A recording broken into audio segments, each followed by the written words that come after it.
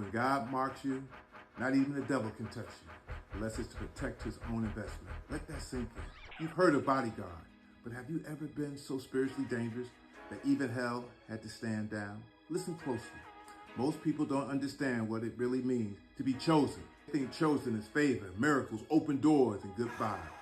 But here's the raw truth. Being chosen means being a walking contradiction. You're attacked. Ask me how I know. You're hated. You're misjudged. You're envied.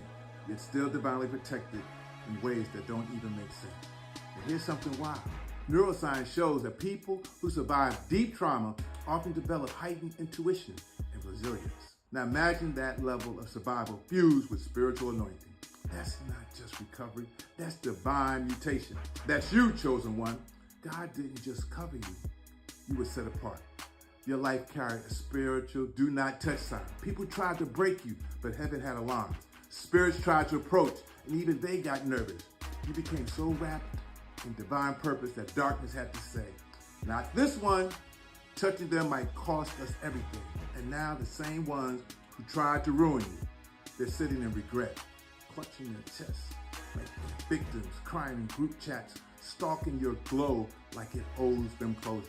They can't process how someone they thought they buried came back, resurrected with receipts, resilience, and radiance. So hear this as revelation, not hype. Your anointing didn't just surprise your enemies, it shook the hierarchy of darkness itself. Number one, your anointing was so authentic, even the enemy had to submit. Your anointing wasn't loud, but it was lethal to anything fake around you. You didn't have to perform it or show off. Your presence alone made spirits uneasy. And not just people, we're talking about forces, realms, and realities most folk don't even acknowledge. You were born with the spiritual voltage so high that darkness had to double check before making a move. Some people got attacked, torn apart, taken out completely. But when it comes to you, there is a strange delay. Things would get close but never land. Plots would form, then collapse mid-air. People would try to curse you and end up cursing themselves.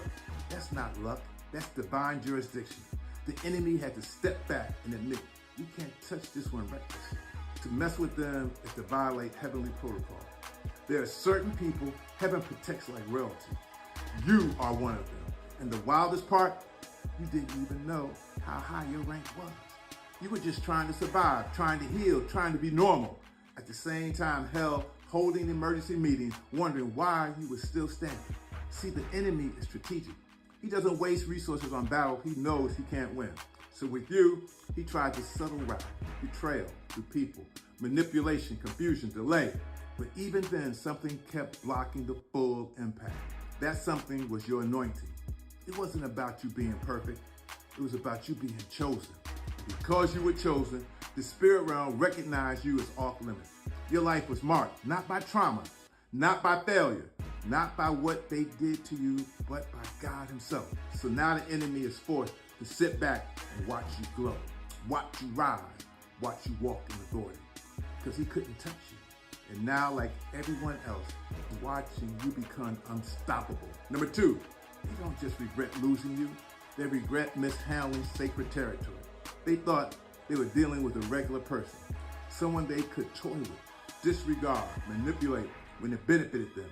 But they weren't mishandling you, they were mishandling something sacred. You weren't just a friend, a partner, or a family member. You was a divine access, a walking connection to grace, healing, elevation. God placed you in their lives as a lifeline. And they, instead of honoring, they mocked it. They disrespected it. Now the regret is deeper than missing you. It's the slow, painful realization that they offended something far bigger than you. They thought they were playing games with your heart, not realizing they were playing Russian roulette with the spiritual assignment. Some people come with warning labels straight from heaven, handled with reverence. You were one of them. You didn't enter their life by accident. You were sent strategically, divinely, and purposely. But because you didn't arrive in fancy packaging, they couldn't recognize the power you carried. They disrespected the blessing because it didn't look like what they expected. And now, their regret is eating them alive. Not just because you're gone, but because their life hasn't been the same since the favor they carried while connected to you left with you. The peace they felt around you, gone. The covering they didn't know you provided lifted. The stability they took for granted shaken. All that's left is the memory of someone heaven sent, and the reality that they treated sacred alignment like it was disposable. They thought they could walk away and upgrade, but instead, they downgraded their entire lives by severing their connection to divine order. You weren't just a person, you were a moment of alignment, and they didn't just lose you, they lost the favor that came with you. That's a kind of regret that doesn't fit. That's a loss that hits harder after you're gone. And now, while they're stuck in the aftermath, you're stepping into the comeback God wrote before they ever tried to bury you. Therefore now, like never before, it's time to rebuild the city.